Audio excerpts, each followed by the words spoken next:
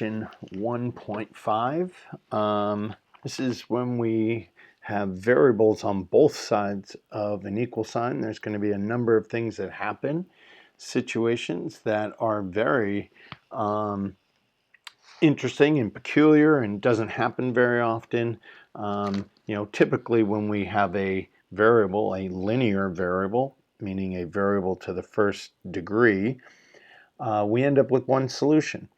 But we're going to notice that there's some very, very unique situations that can happen, and we have to be aware of it, and we have to know how to deal with that. So this is a pretty straightforward problem right at the moment. We have a variable on both sides of the equation. We have constants on both sides of the equation. I'm always going to advise you to move the variable first. Move the variables first. Now that's after simplifying. You should always, if you can simplify a left side or a right side, you should always be simplifying, but there's no like terms on either sides of this equation. And so we're going to move the variables. So I'm going to move one of these to the other side. So I have a 3t and I have a 5t. I'm going to subtract 3t from both sides. And the reason why I move the 3t is because that leaves me with a positive 2t plus 7 equals negative 9. And if I had moved the 5t, I would have had to have subtracted 5t, and that would have left me with a negative variable. So I try to move so I end up with a positive variable. And now, what does this look like? This looks like a typical two-step equation. We get rid of things being added and subtracted first. 2t equals negative 16. Now we're going to divide by 2, and we get t equals negative 8. If we plug it back in, that's negative 40 plus 7 is negative 33.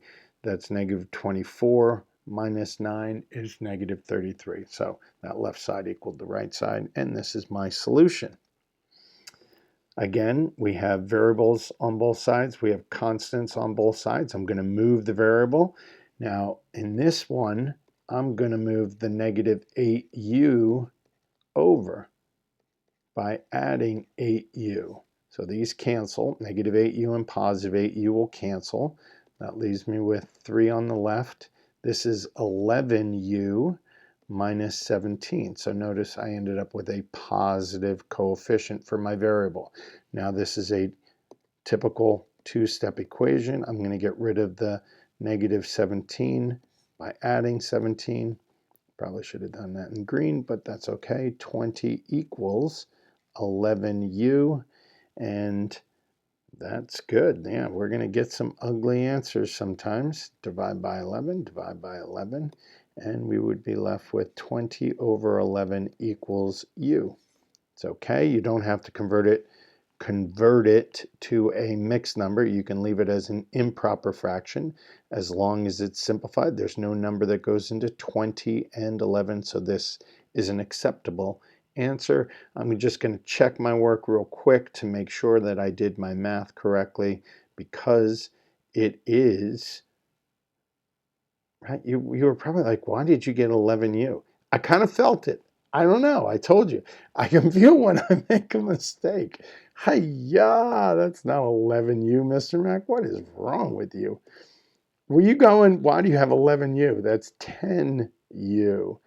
It's Sunday afternoon.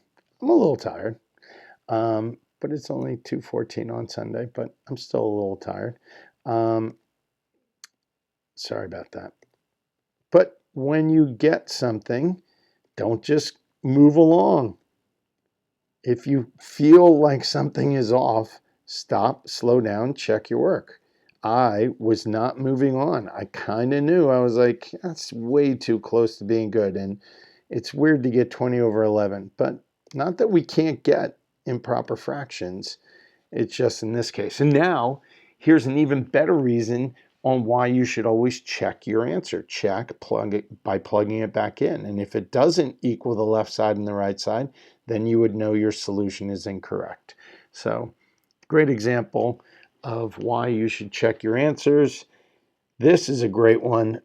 I like this problem because we should absolutely simplify first. That's negative 4w plus 3 equals 7w minus 8. Now we're going to move the variables. I'm going to add 4w to both sides. I think you can hear it in my voice. I'm a little tired today. I've been working out. I did 15 miles yesterday. Yep, walked 15 miles. Two-step equation now. We're going to add 8, and 11 equals 11w. And we'll divide by 11, and we get 1 equals w. And 6 plus 3 minus 10, meaning if we plug in 1, 6 times 1 is 6, negative 10 times 1 is negative 10. We get negative 1 on the left side. When we plug in 1 here, we get negative 1. So I know my answer is correct. We're going to combine like terms. We can combine these because they're on the same side of the equal sign. We can't combine it with this one because it's on the other side. So that's 3a minus 9 equals 8a plus 6. Now we'll move the variables. I'm going to move this variable over by subtracting 3a. Negative 9 equals 5a plus 6. I'm going to subtract 6. Now it's a two-step equation. Negative 15 equals 5a. Divide by 5. Negative 3 equals a. That's positive 3 plus 12 is 15 minus 9 is 6. And that's negative 24. That's 3 and negative 12. Sorry, that's 3 and negative 12 makes negative 9, which is negative 18. And this is negative 24 plus 6 is negative 18. It's negative 24 plus 6 is negative 18. So I'm just checking. Alrighty. Yeah, there's a couple ways you can do this problem. One of the ways, we'll show both ways. We can divide both sides by 3. That gives me 3 times k minus 2 equals k plus 4. And now we would distribute this. 3k minus 6 equals k plus 4. We're going to move the variable first. 2k minus 6 equals 4. We're going to add 6, 2k equals 10, divide by 2, k equals 5. The other way of doing this problem could have been you had 9 times the quantity k minus 2 equals 3 times the quantity k plus 4.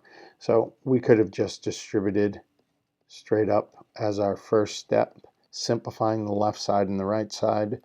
9k minus 18 equals 3k plus 12. And then you again move the variables. That gives you 6k minus 18 equals 12. We'll add 18 to both sides. And 6k equals 30. Divide by 6, divide by 6. K equals 5. Both give you the same answer. This time I'm not going to divide because these coefficients outside are not conducive. They're not factors of each other. So we will just distribute. And that gives me negative 2x plus 8 equals 7x minus 28. I'll move the negative 2x over to produce a positive coefficient. 8 equals 9x minus 28. Let's add 28 to both sides. And you get 36 equals 9x. Divide by 9. divide by 9, 4 equals x. Good problem. Nice, working on our, again, nope, nothing, doesn't really do us any, wouldn't do us any, so we're just going to distribute. And we're okay with that because this denominator is a factor of these numerators, so it'll work relatively nicely. 2/3 times 3. 3 in the numerator cancels with 3 in the denominator. You get 2. 2/3 times negative 6x. 3 in the denominator cancels with 6 to leave us with negative 2x times 2 is negative 4x equals negative 24x plus 12.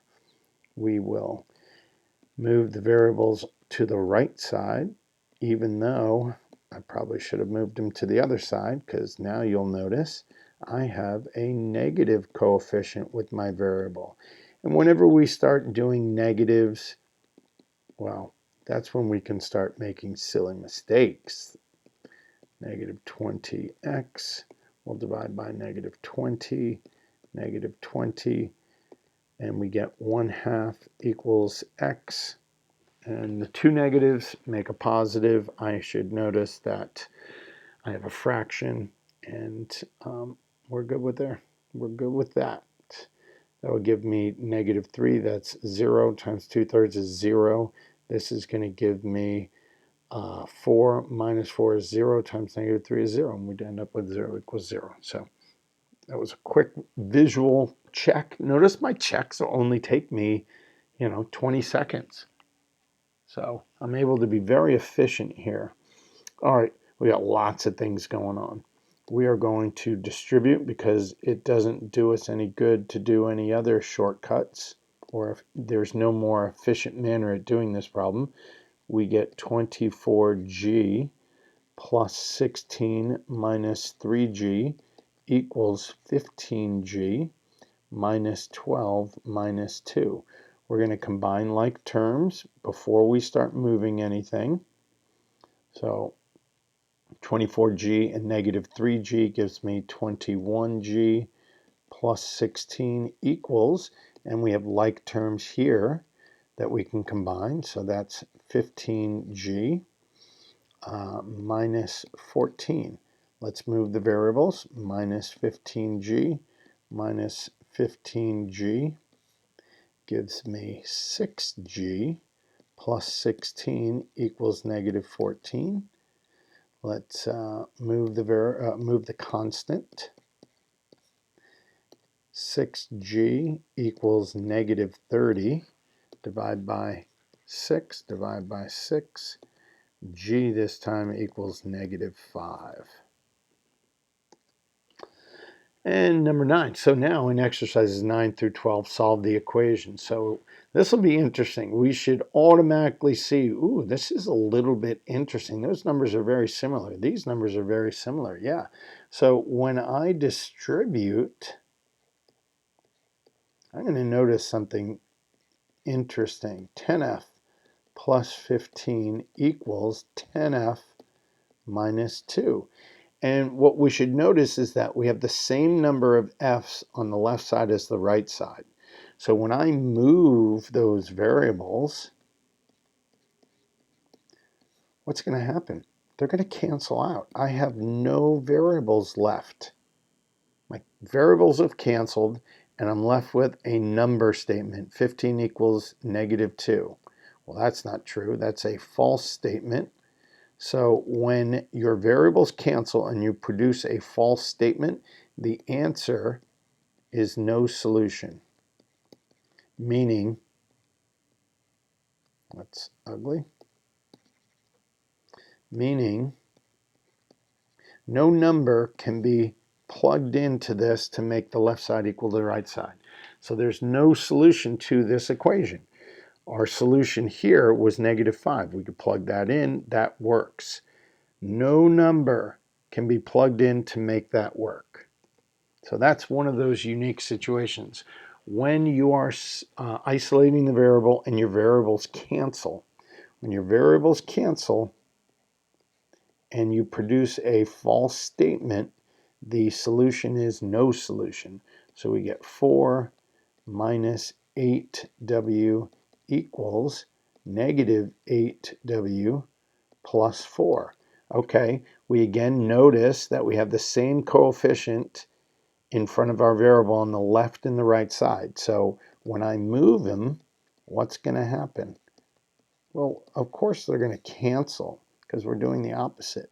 And this time when the variables cancel, you get a true statement. 4 does equal 4. So my answer is going to be, well, you're going to get a number. In big ideas, it's going to be infinitely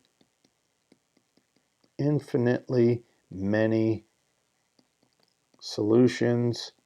They also call it the identity solutions.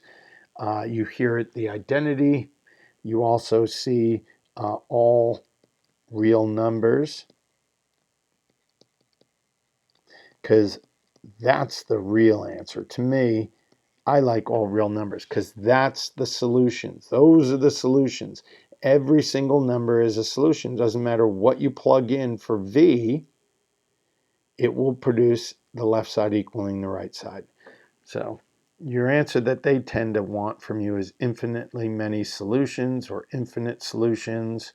And I like all real numbers. I'll accept either one. All right, so let's see what happens here.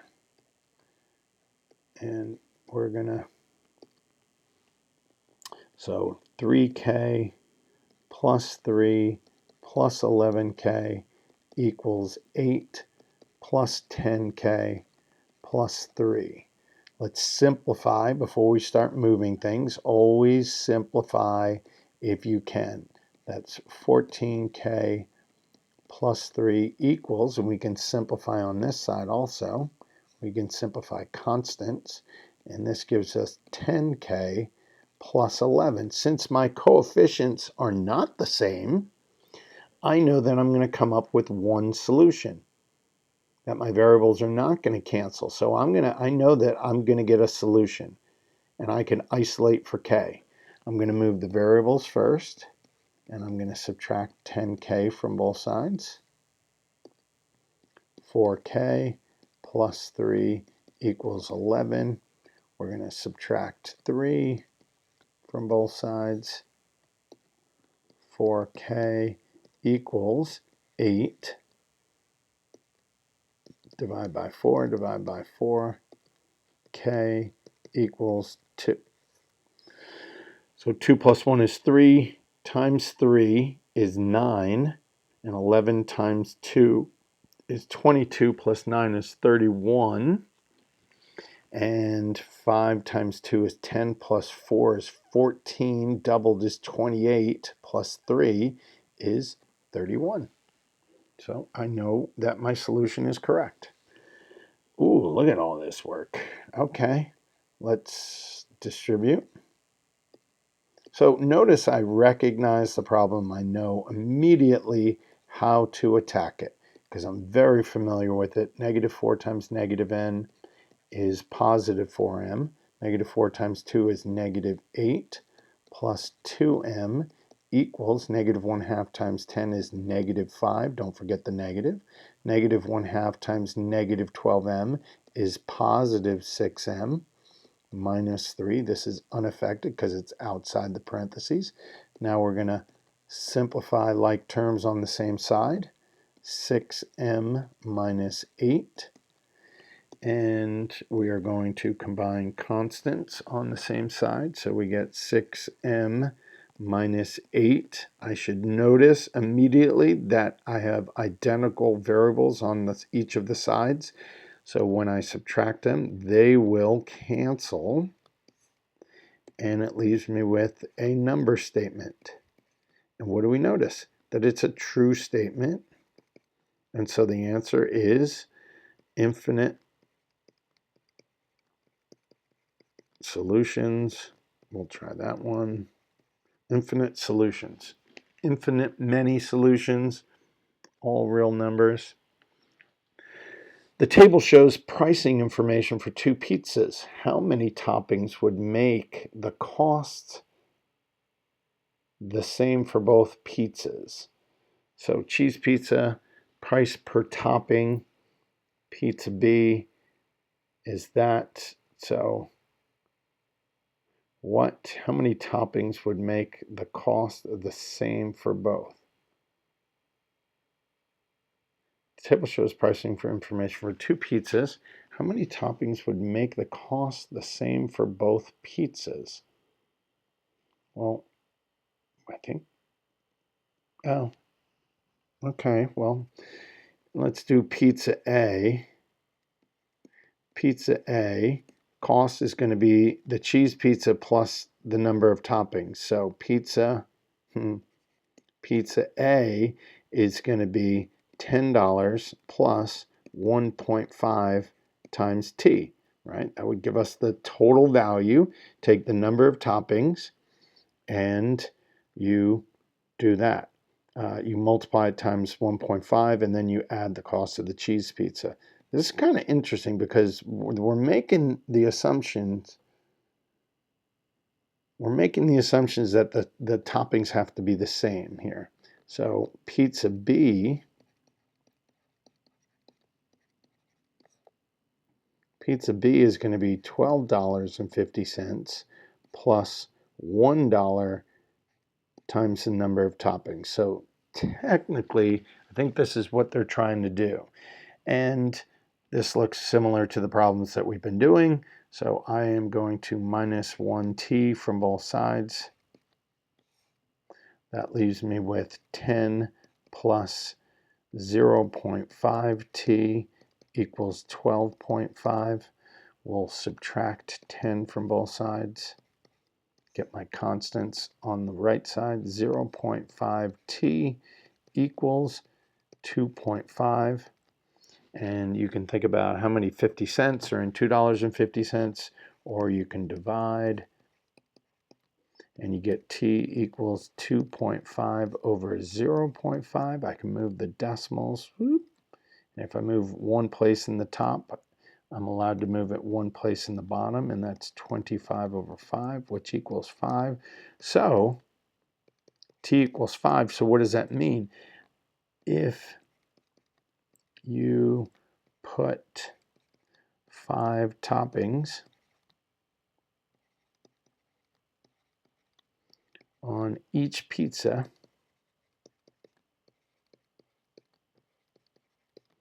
the costs would be the same.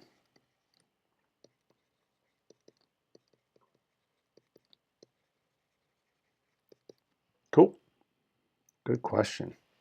Ooh, I love objects. I love surface area and volume and all that fun stuff. So in exercise 14 and 15, the value of the surface area of the cylinder is equal to the value of the volume of the cylinder. Find the surface area and volume of the cylinder. So first thing we need to know is surface area of a cylinder is 2 pi RH plus 2 pi r squared. Now, how do you know that? Because I know that the surface area creates a rectangle and 2 circles. So I know the area of a circle is pi r squared, that's how I get my 2 pi r. And then how do I get 2 pi rh? Well, this is a rectangle, and I know that this is the height of the object, and I know that the distance when we open it up is actually the circumference, 2 pi r. So if area is length times width, we would multiply the length, 2 pi r, times h. So this formula, 2 pi rh plus 2 pi r squared, is always the surface area of every single cylinder. It doesn't matter if it's small, skinny, squatty, tall, long, etc. And then volume is going to equal big B times H, where my base shape is a circle. So the area of a circle times the height. So volume equals pi r squared H. So we know that they are equal to each other. The value of the surface area in the cylinder is equal to the value of the volume of the cylinder. So we know that 2 pi RH plus 2 pi r squared is going to be equal to pi r squared h. Now we have some information. We don't know what the height is, but we know what the radius is. So we can plug in for r. So we get 2 pi times 6 times h, which is x technically. So we'll put in x for h, times x plus 2 pi times the radius 6 squared should equal pi radius squared times h. So we can simplify this. This is addition, so we're going to have to simplify this first, and we're going to have to simplify this first, because addition, we can't move across this. We got to simplify this quantity. So 2 pi times 6x gives me 12 pi x plus 2 pi times 6 squared is 36. 6 squared is 36 doubled is 72 pi equals, so here we have pi times 6 squared times x, that's 36 pi x. So let's move the variables over. So I'm going to subtract 12 pi x, subtract 12 pi x. Those are like terms. And I'm left with 72 pi equals, well, this is, that's 24 pi x. Now, we want to get the variable by itself. So we're going to divide by 24 pi. Divide by 24 pi. And these pi's will cancel. 72 divided by 24. Well, let's do quick. 72 divided by 24 gives us 3. So we get 3 equals, that's a horrible x, equals x. Look how nice that is. So my height, x represents my height, and it says find the surface area and volume of the cylinder. So it doesn't want to know what the height is. So this is 3, what? The height is 3 feet.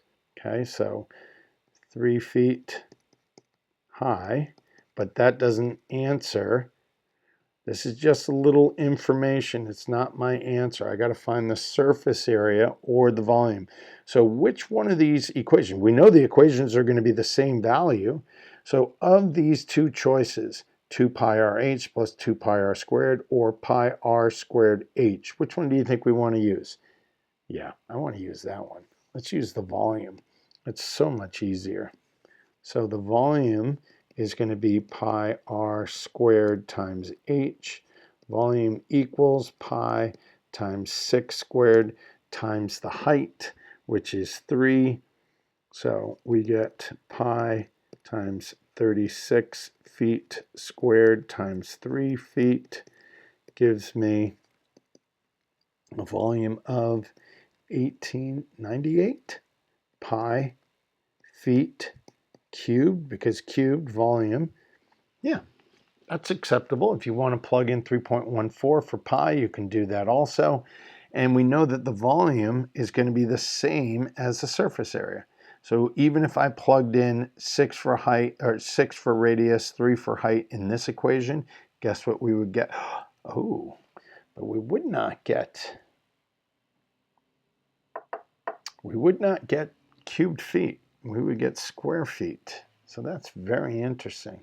It's a bad question because you would not get the same answer. All right, so they made a bit of a mistake there. You can't have the same, can't have, what does it say? What does it say? It has the equal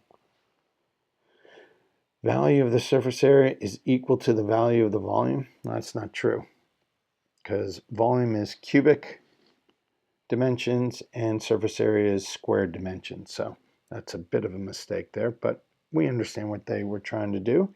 Let's look at problem number 15. The value of the surface area of the cylinder is equal to the value of the volume of the cylinder. This time they have a radius of 10 and a height of x. So we're going to do the same thing. So 2 pi r h plus 2 pi r squared. Did I do 2? Yes, good. Equals pi r squared h. This is surface area, is equal to volume, and we're going to plug in 2 pi times the radius is 10 times h, which is x, plus 2 pi times the radius, which is 10 squared, equals pi times the radius, which is 10 squared, times h, which is x.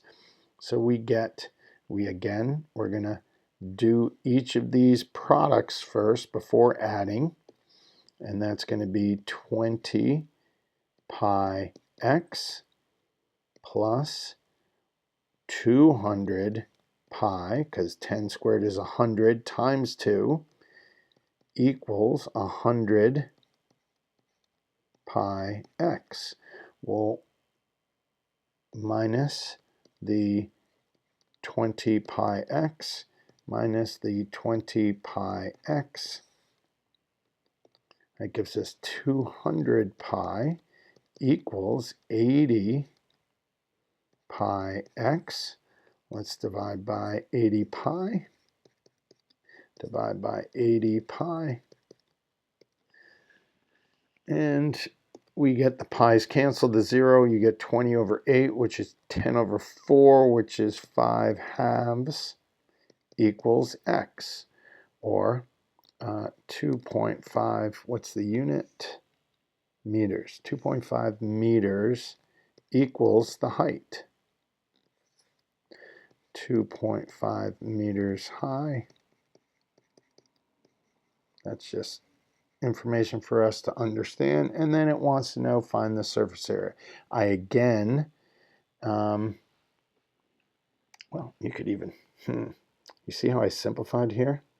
You could actually even plug in x here. I'm pretty sure. What do we say, 2.5? 2.5, 80, 80 is 160. So is it going to be 200 pi? It'll be interesting to see if it's 200 pi. I think it might. So we will use volume equals pi r squared times h. Volume equals pi times the radius times the height, which is 2.5. And we get 100 pi times 2.5. Oh no. What did I say? 80 is 160. Yeah, 200? No, it's 250. That's interesting. Oh, I didn't. No. Well, I'm glad I didn't do that shortcut. Right, it's pi r squared h. Pi r squared h. That's the volume. Yeah. Pi, that's my base area times my height. Yeah. So volume should equal 250 pi. I think that's the volume and the surface area. Let's take a gander. 250 pi. Did I do 250 pi? Oh, look at the end. They did do meters cubed. Yes, 250 pi. And we knew it was meters cubed. That's interesting. What does that question ask? Find the surface area and the volume. Okay, well, okay, I get it. Yes, all right, good. Now that makes sense. I'm glad I went back. Okay, so the volume is going to equal 98 pi feet cubed, and the surface area is going to equal 98 pi feet squared. Is that correct? Oh, it's 108. Mr. Mac did some bad math there. What did I do? Let's see where I made my mistake. Let's see where I made my mistake. 6 squared is 36 times 3. Oh, is 18, 9, one more, sorry. Yeah, it's not 908, it's 108. Good for checking.